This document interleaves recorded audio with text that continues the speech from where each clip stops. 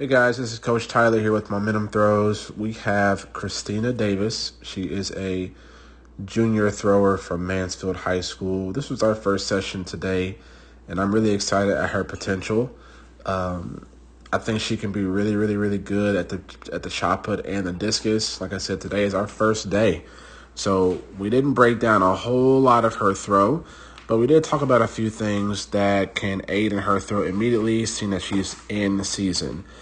Now, my philosophy as a throws coach during track season is that you do not change everything your throwers are doing. And the reason you don't do that is because they need to be able to compete with confidence, with rhythm and poise at track meets. And it is best served for them to just add on one piece, maybe two at a time to their technique so they can improve and compete with some level of consistency. That being said, there's a few more things that I'm going to break down in her throw that we did not talk in person, but these are things that are going to be coming down the pipeline in terms of what she needs to do to get better. So we're going to watch this full speed, and then we're going to break it down from there. There we go. Ooh. What's this, Coach? So immediately I was impressed. This is our first time together. I haven't seen her throw, but she moves. She's really tall.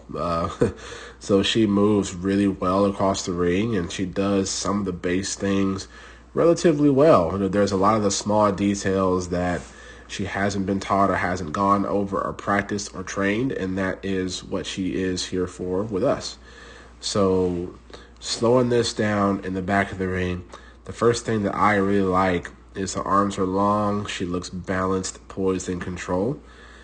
One thing that we're going to add is when she winds up, the left arm is going to stay centered. We're not going to have her left arm go all the way across her body.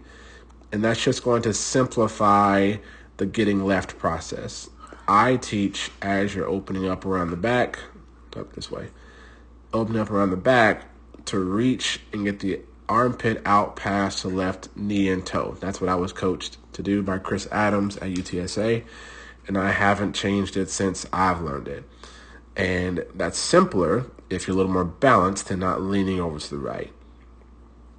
The second thing we talked about was opening your left heel. As you can see, her left foot is flat on the ground, so there's no way she's going to be able to sprint across the ring. Her left arm is way too open, and as we come around, the discus is beating her leg to the middle of the ring. Now, these are common issues for younger throwers because they see that these throwers are rotating. So they think about the turn as I'm just going to rotate and then skip across the ring and then rotate again. And that's an oversimplification and not proper technique. So one thing she needs to work on is opening that left heel, dropping that left knee a little bit lower, keeping the left arm in line with that left toe. So here as opposed to here.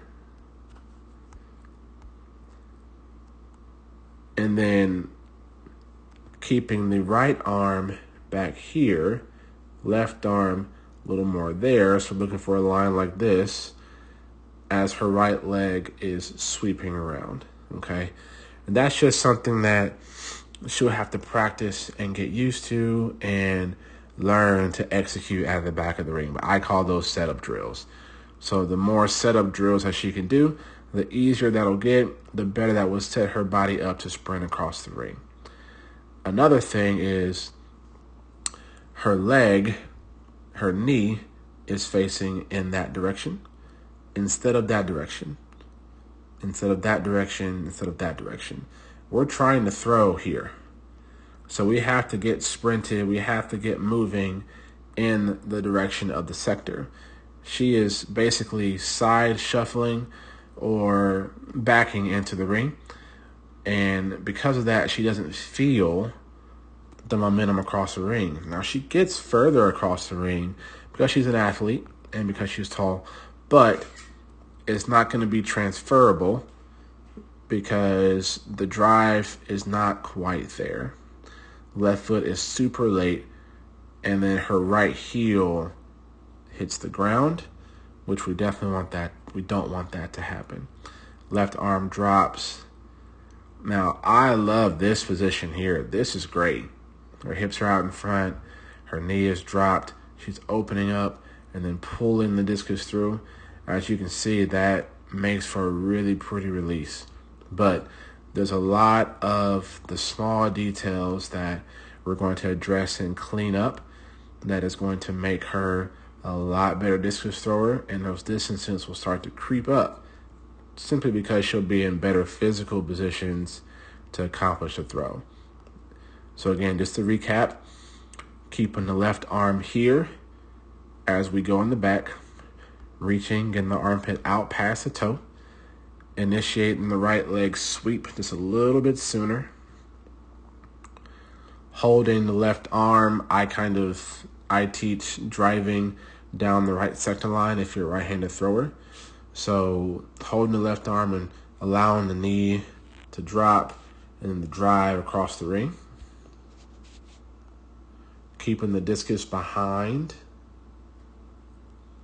Keeping the left arm long, and then just executing a good power position. Now that sounds like a lot. That's just a lot of drills. A few weeks of consistent drills where she really works at it was going to make a huge difference in her throws, and I can't wait to see how far she throws. She's just a junior from Mansfield High School here in Texas. I'm looking forward to working with her further.